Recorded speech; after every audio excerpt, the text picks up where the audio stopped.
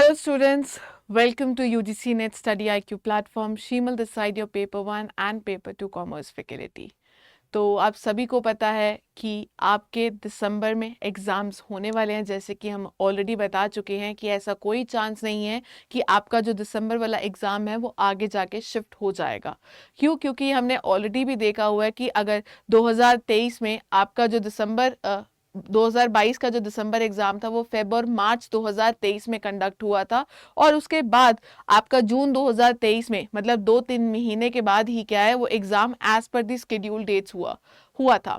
सो अगर आप ऐसा सोच रहे हैं कि मैम कि हमें टाइम मिल जाएगा क्योंकि ये जो जून वाला एग्जाम है कैंसिल होके जिसकी जो डेट्स है 21 अगस्त से 4 सितंबर आई है, तो भाई रिजल्ट आते आते सितंबर एंड या अक्टूबर में आएगा, तो अक्टूबर के बाद तो कोई चांस ही नहीं है कि दिसंबर में एग्जाम हो जाए। तो आप बिल्कुल गलत डायरेक्शन में जा रहे हैं। तो पूरे चांसेस हैं कि आपका जो एग्जाम है वो दिसंबर में हो सकता है या होगा ही होगा। फर्स्ट वीक में नहीं हुआ तो मिड वे में हो जाएगा, मिड वीक में हो जाएगा, पर दिसंबर में जरूर होके रहेगा।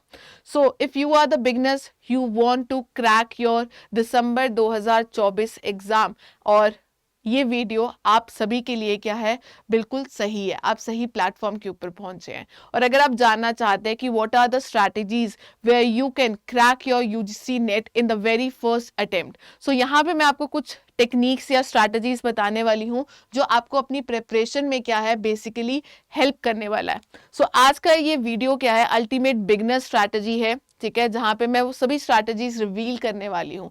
तो ये वो लोग भी देख सकते हैं जो रिपीटर्स हैं, ठीक है, जिनसे जो पिछला एग्जाम है वो क्लियर नहीं हुआ है, तो ये फाइंड आउट कर सकते हैं कि मैम हमने ऐसी क्या क्या गलतियां की हैं जो हमें अपनी नेक्स्ट प्रिपरेशन में नहीं करनी है। सो चलिए आज का सेशन हम डिस्कस करते हैं कि वो ऐसी कौन सी स्ट्रैटेजीज हैं। आइए, क्या सभी को एक जर्नल मैं ओवरव्यू देती हूँ, ठीक है, क्योंकि ये बिगनर स्ट्रैटेजी है। तो आपका जो यूजीसी नेट का सिलेबस है वो 2 भागों में डिवाइडेड है, पेपर 1 एंड पेपर 2।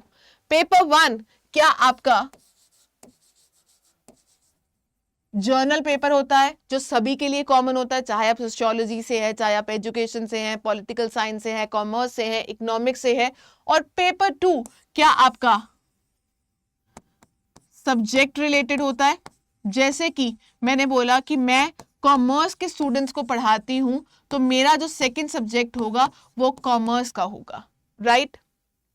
दूसरी चीज, पेपर 1 की मैम कितनी यूनिट्स आती हैं? In total there are 10 units for the paper 1। Ma'am paper 2 के लिए कितनी यूनिट्स आती हैं? इसकी भी कितनी है? 10 यूनिट्स आती हैं। मैम यहां पे पेपर 1 में से आपको इन टोटल कितने क्वेश्चंस पूछे जाते हैं? That is 50 questions. 50 क्वेश्चंस पूछे जाते हैं, जिसका मतलब क्या है, आपको हर यूनिट से क्या है 5 क्वेश्चंस अप्रोक्सीमेटली पूछे जाते हैं। तो हर यूनिट से 5 क्वेश्चन है, 10 यूनिट है तो 50 क्वेश्चन बन गए। सिमिलरली आपके पेपर 2 कॉमर्स में टोटल 10 यूनिट्स हैं, हर यूनिट से कितने क्वेश्चन पूछे जाते हैं? That is 10 questions.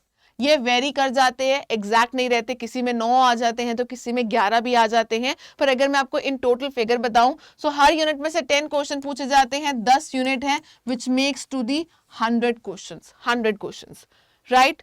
सो ये हर क्वेश्चन आपका कितने मार्क्स का है, ठीक है। So in total there are 50 questions, तो ईच क्वेश्चन कैरी 2 मार्क्स। तो अगर ये 2 मार्क्स है तो टोटल आपका जो पेपर 1 है वो 100 यूनिट्स के लिए क्या है, बन जाता है। सिमिलरली पेपर 2 आपके 100 क्वेश्चंस आते हैं, हर क्वेश्चन का वेटेज 2 मार्क्स है, तो which makes it to the 200 marks. So ये आपके क्या आ जाते हैं, 200 मार्क्स। तो आपका जो टोटल पेपर है, अगर मैं दोनों की बात करूं, वो कितने मार्क्स का होता है? 300 मार्क्स। और उसमें टोटल क्वेश्चन कितने होते हैं? 150 क्वेश्चंस। 150 क्वेश्चंस होते हैं। और अगर मैं बात करूं इसके लिए हमें घंटे कितने मिलते हैं, ये हमें जो अपना टाइम अलॉटेड होता है वो कितना है, 3 आवर्स में हमें ये टोटल 150 क्वेश्चंस क्या हैं, सॉल्व करने होते हैं। So these all 20 units are the mixture of your theoretical as well as your practical part. इसके अलावा अगर आपसे मुझसे पूछेंगे कि मैम क्या यहाँ पे कोई नेगेटिव मार्किंग होती है, so there is no negative marking, ठीक है, नो नेगेटिव मार्किंग, फाइन। तो ये अच्छी बात है यूजीसी नेट के एग्जाम में कि अगर आपको कोई क्वेश्चन नहीं भी आता है, आप तुक्का भी लगाते हैं, तो क्या है, आप उसमें स्कोर कर सकते हैं क्योंकि नंबर तो नहीं कट रहे हैं। या फिर अगर आपके पास कोई समय छूट जाता है तो आप क्या है, अपना एग्जाम फटाफट में कुछ भी लगा सकते हैं, तो तुक्के में कोई एक आधा क्वेश्चन सही भी हो सकता है। तो ये अच्छी बात है कि यहाँ पे कोई भी नेगेटिव मार्किंग नहीं होती है। अब जैसे कि मैंने आपको एक ओवरव्यू बता दिया है और मैंने आपको ये जर्नल चीजें भी बताई हैं कि पेपर 1 में ये तो भाई सभी के लिए कॉमन है, आपकी 10 units, teaching aptitude, research aptitude, reading comprehension, communication, maths, logical reasoning, DI, ICT, people environment and higher education system. So ये आपकी 10 यूनिट्स है। और क्योंकि मैं पेपर 2 कॉमर्स पढ़ाती हूँ तो यहाँ पे मैंने 10 यूनिट्स जो हैं पेपर 2 कॉमर्स की रखी हैं, that is business environment, accounting, economics, finance, statistics, management, banking, marketing, legal and the income tax, fine. तो अब इन सभी टॉपिक्स को आपने कैसे कवर करना है वो बेहद इंपॉर्टेंट है। यहाँ पे पेपर 2 तो मैं आपको सभी यूनिट्स करवाती हूँ, मैम 10 के 10 यूनिट्स आप ही करवाते हैं, जी हाँ। और पेपर 1 में I generally teach these 3 units on this platform, that is logical reasoning, people development environment and your communication, right. So other units are covered by the other faculties. आइए अब बात करते हैं, if you want to clear your UGC exam in the very first attempt, so आपको ये strategies और techniques को क्या है फॉलो करना पड़ेगा जब भी क्या है आप इस एग्जाम की क्या है तैयारी करना चाहते हैं। तो ma'am what are the strategies, क्या इंपॉर्टेंट है, किस तरह से पढ़ना है। आइए पहला देखते हैं, proper planning to crack your exam. यहाँ पे इस एग्जाम को क्रैक करने के लिए हार्ड वर्क के साथ साथ स्मार्ट वर्क की भी जरूरत है। हमें पता है कि हम अपनी जो ग्रेजुएशन या मास्टर्स है किस तरह से करते हैं कि हमें पेजेस पन्ने भरने होते हैं, हमारा जो पढ़ने का कॉन्सेप्ट होता है वो कुछ और होता है। पर आपके जब एमसीक्यूज की बात आती है, कॉम्पिटिटिव एग्जाम की आती है, तो वहां पे हमने उस तरीके से नहीं पढ़ना होता और हमने हर चीज भी नहीं पढ़नी होती। तो यहाँ पे आपको एनालिसिस करने की बहुत ज्यादा जरूरत होती है कि आपने किस तरह से अपने टाइम को यूटिलाइज करना है और क्या चीज इंपॉर्टेंट है जिसको आपने फोकस करना और पढ़ना है, जिसके थ्रू आप क्या है अपने एग्जाम को क्लियर कर सकते हैं। So proper planning to crack your exam is must. अब मैम ये प्लानिंग हम करेंगे कैसे? For this you have to make a time table. Time table मैं क्यों बोलती हूँ ऐसा, क्योंकि जब आप एक गोल डिसाइड करते हैं ना, जब आप कोई गोल डिसाइड किया होगा तो आप उसको अचीव करेंगे। पर जब कोई चीज डिसाइड ही नहीं होती कि आपको आज का दिन का टारगेट क्या है ना, टू डू लिस्ट क्या है, तो आप 1 घंटे में भी थक जाएंगे। पर अगर आपको पता होगा कि आज से इस पूरे दिन में मुझे ये टॉपिक कवर करना है, इसके पीवाईक्यूज, इसके एमसीक्यूज प्रैक्टिस करने हैं, तो आपको पता होगा कि आपका आज का काम क्या है। तो टाइम टेबल इस हिसाब से बनाना चाहिए कि आपकी पर डे की लिस्ट तैयार हो कि आज आपने क्या टारगेट अचीव करना है, हफ्ते का हो, मंथली हो, या फिर पूरे नेक्स्ट 5 मंथ्स का क्या है आपके पास प्लान हो। सो अगर आप जुलाई को लेकर चलते हैं, जुलाई, अगस्त, सितंबर, अक्टूबर एंड नवंबर, in total you have 5 months to crack your exam. और ये 5 मंथ्स मैं बोलूंगी ज्यादा नहीं है पर कम भी नहीं है। अगर आप अपना एम को अचीव करना चाहते हैं, जेआरएफ को क्रैक करना चाहते हैं, तो आपको ये प्रॉपर टाइम टेबल बनाना पड़ेगा जहां पे आपको दोनों को, paper 1 as well as paper 2, दोनों को इक्वल वेटेज देनी पड़ेगी। ऐसा नहीं है कि आप बोलो कि मैम पेपर 2 में 100 क्वेश्चंस आते हैं, पेपर 1 में तो 50 क्वेश्चंस आते हैं। आपको दोनों में ही नंबर लेने पड़ेंगे, ठीक है। मिनिमम 40% मार्क्स भी हैं जो आपको रिक्वायर्ड है, ठीक है, फॉर पेपर 1 एज वेल। तो अगर आपको जेआरएफ क्रैक करना है तो आपका रास्ता पेपर 1 के थ्रू ही होके गुजरता जाता है। तो आपने हर दिन दोनों को प्रैक्टिस करनी है, ये इंपॉर्टेंट है। चलिए, थर्ड आता है अगर आप बोलते बिगनर्स हैं मैम हमें पता भी नहीं है, तो एटलीस्ट अगर आप कॉमर्स के स्टूडेंट हैं तो कॉमर्स से आप एक ऐसी यूनिट उठाइए जहां पे आपको वो अच्छी लगती है और आपको बिल्ड करेगी इंटरेस्ट। अगर आप पहली ही यूनिट ऐसी उठाते हैं जो डिफिकल्ट है तो आपको लगेगा ये पेपर तो मैं क्रैक कर ही नहीं सकती हूँ, तो उस यूनिट से स्टार्ट हो जो आपको हल्की बहुत आती है और जहां पे आपका जो इंटरेस्ट है वो क्रिएट होना स्टार्ट हो, जहां से आपको डर ना लगे, आपका कॉन्फिडेंस इंक्रीज हो। Similarly it goes for the paper one. तो जैसे मैंने जब अपनी तैयारी स्टार्ट की थी, मैंने पेपर वन में मुझे टीचिंग नॉर्मली जरूर पता है, पर टीचिंग का अगर सिलेबस देखा जाए तो मुझे वो मुश्किल लगा। तो मैंने सबसे पहले कौन सा यूनिट उठाया, कम्युनिकेशन यूनिट उठाया। तो वो आपके ऊपर डिपेंड करता है कि आप कौन सा यूनिट क्या है उठाना चाहते हैं। So start with the unit which builds your interest and not the difficult one. तो वो आपका कॉन्फिडेंस इंक्रीज करने में क्या है, हेल्प करता है। दूसरा, qualitative study and not the quantitative. अब इसका मतलब क्या है, क्वालिटेटिव का मतलब क्या है, आपने इसके ऊपर फोकस नहीं करना कि भाई मैंने तो 100% सिलेबस कवर करना है, मैंने एक्स्ट्रा भी कवर करना है, उस पर मत ध्यान दीजिए। आपने 200% या 100% सिलेबस नहीं करना, पर जितना भी आप कर रहे हो उसको इतने अच्छे से करना कि अगर उसमें से कोई कॉन्सेप्ट आता है तो एटलीस्ट आप वो गलती ना करें। क्योंकि बहुत बच्चे क्या फोकस करते हैं कि पहले हम ना सिलेबस कंप्लीट करेंगे, हम ये भी टॉपिक कवर करेंगे, ये भी टॉपिक कवर करेंगे, ना तो वो एमसीक्यूज प्रैक्टिस करते हैं, ना तो अपनी नॉलेज को वो क्वेश्चंस में अप्लाई करते हैं, ना ही वो देखते कि पीछे क्या पास्ट ईयर ट्रेंड्स हैं, और ना ही वो रिवाइज करते हैं। तो इससे होता क्या है, जब वो अल्टीमेटली पूरा सिलेबस पूरा 20 यूनिट्स खत्म करते हैं तो उनको जो पहली यूनिट जो उन्होंने फर्स्ट डे की होती है उनको उसमें से कुछ याद भी नहीं होता है ना, क्योंकि आपने टाइम टू टाइम रिवाइज भी नहीं किया, आप सिर्फ हर चीज को कवर करने में लगे हुए थे। ऐसी चीजें क्या करते हो, जब आपको हर चीज चाहिए होती है तो आप मेन चीज को भूल जाते हैं। तो आपने कभी भी ऐसा नहीं करना है, क्वालिटी के ऊपर फोकस करिए, क्वांटिटेटिव पे मत जाइए कि मेरे को हर चीज कवर करनी है। ठीक है, तो हर चीज इंपॉर्टेंट नहीं होती है, पर जो इंपॉर्टेंट है एटलीस्ट उसमें से क्वेश्चंस गलत नहीं होने चाहिए। चीजों को याद करने की कुछ ट्रिक्स होती हैं, सिंपल वेज होते हैं। So make maximum use of mnemonics की बात की जाती है। आप यहाँ पे माइंड मैपिंग कर सकते हैं।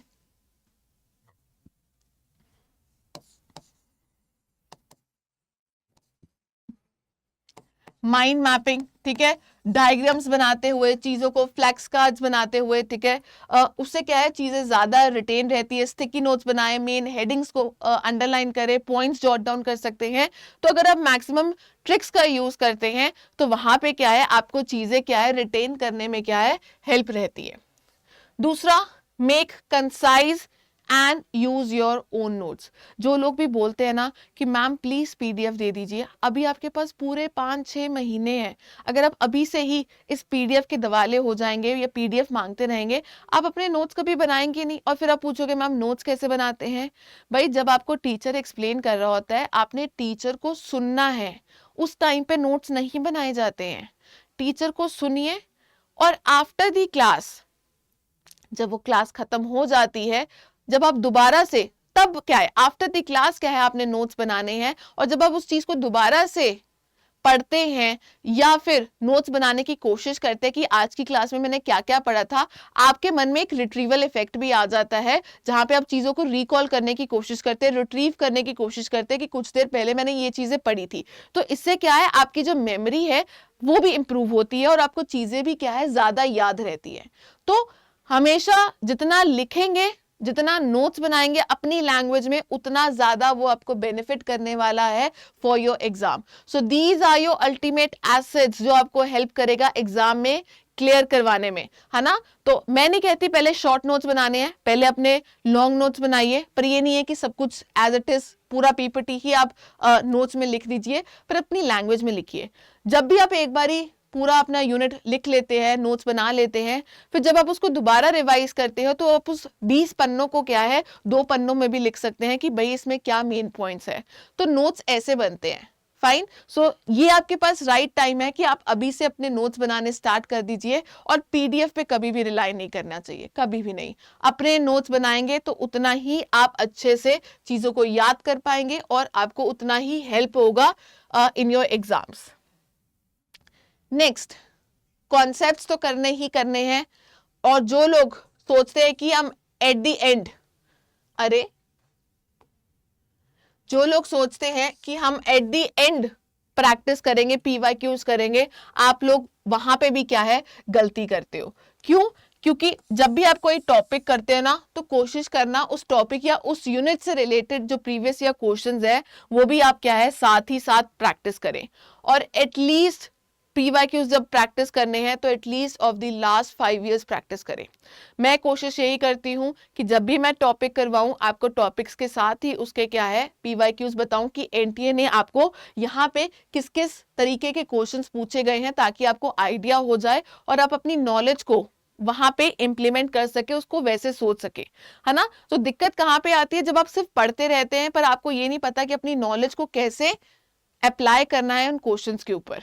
सो नॉलेज लेना, ज्ञान लेना ही सफिशिएंट नहीं है। एनालिटिकल थिंकिंग, उस प्रॉब्लम को सॉल्व करने की जो कैपेसिटी है वो भी आप में क्या है, होनी चाहिए। वो कब आएगी, जब आप जितना ज्यादा प्रैक्टिस करेंगे वो तभी आएगी। ठीक है। So practice PYQs of at least last 5 years I would say. तो ये आपको एक पेपर पैटर्न के बारे में बताएगा, क्या इंपॉर्टेंट टॉपिक्स हैं जो हर साल रिपीट हो रहे हैं वो बताएगा, क्योंकि क्वेश्चन चाहे रिपीट ना हो पर टॉपिक्स 2 रिपीट होते हैं, कई बार तो क्वेश्चंस भी रिपीट हो जाते हैं। तो ये आपको क्या है, एग्जाम क्लियर करने में हेल्प करने वाला है। ये अल्टीमेटली की है to success, keep on revising. दिन में पढ़ते हैं, दिन के अंत में 10 मिनट लगा के उसको रिवाइज करें। अगर आप बोलते हो कि नहीं डेली नहीं होता है, एटलीस्ट संडे का दिन, मंडे टू फ्राइडे पढ़ते हैं, मंडे टू सैटरडे पढ़ते हैं, तो संडे का दिन एटलीस्ट जरूर रखें कि जहां पे आपने कोई नया कॉन्सेप्ट नहीं करना है, पर जो भी आपने पूरा हफ्ता पढ़ा उसको आप रिवाइज करें। तो जितना चीजें आप रिवाइज करेंगे, चाहे वो डेली रिविजन है चाहे वो वीकली रिविजन है, उतना ही वो आपको एग्जाम में हेल्प करने वाला है। सो कुछ भी अगर पढ़ते हैं, नई चीज पढ़ते हैं, this is the must point, revision बिल्कुल भी नहीं छोड़नी है। ऐसा बिल्कुल नहीं सोचना है कि मैम हम पहले पूरा सिलेबस कंप्लीट करेंगे और फिर रिवाइज करेंगे, तब तक आप चीजें भूल जाएंगे। और क्योंकि हम ह्यूमंस है ना, गजनी हम बन ही जाएंगे, इसमें कोई दिक्कत है ही नहीं, है ना, इसमें कोई दुविधा है ही नहीं है। So keep on revising. Time management, जब पेपर नजदीक आता है, ठीक है, आपने क्या करना है, अपने टाइम को मैनेज करना है। क्योंकि ये बहुत दिक्कत रहती है बच्चों को कि मैम हम समय से सारे क्वेश्चंस को अटेम्प्ट नहीं कर पाए, क्योंकि हम एक क्वेश्चन को सॉल्व करने में कई बार 2 मिनट 3 मिनट 5 मिनट भी ले लेते हैं। एग्जाम में इतना टाइम नहीं होता है। एग्जाम में आपके पास 30 से सिर्फ 40 सेकेंड्स होते हैं एक क्वेश्चन को सॉल्व करने के लिए। तो जब आपका एक पूरा कॉन्सेप्ट समझ हो जाए, पूरी यूनिट रिवाइज हो जाए, पूरा आप पेपर रिवाइज कर लेते हैं, आप उसके पीवाईक्यूज भी प्रैक्टिस कर लेते हैं, तो आप क्या करेंगे, बाद में मॉक टेस्ट को सॉल्व करेंगे। मॉक टेस्ट या किसी भी पीवाईक्यूज को लें और जो पूरा पेपर आता है, पेपर 1 पेपर 2 विद टाइमर बैठे और अपने सभी जो 150 क्वेश्चंस हैं उनको सॉल्व करने की कोशिश करें और देखें कि आपको कितना समय लगता है हर क्वेश्चन को सॉल्व करने में और आपको कितनी देर लगती है।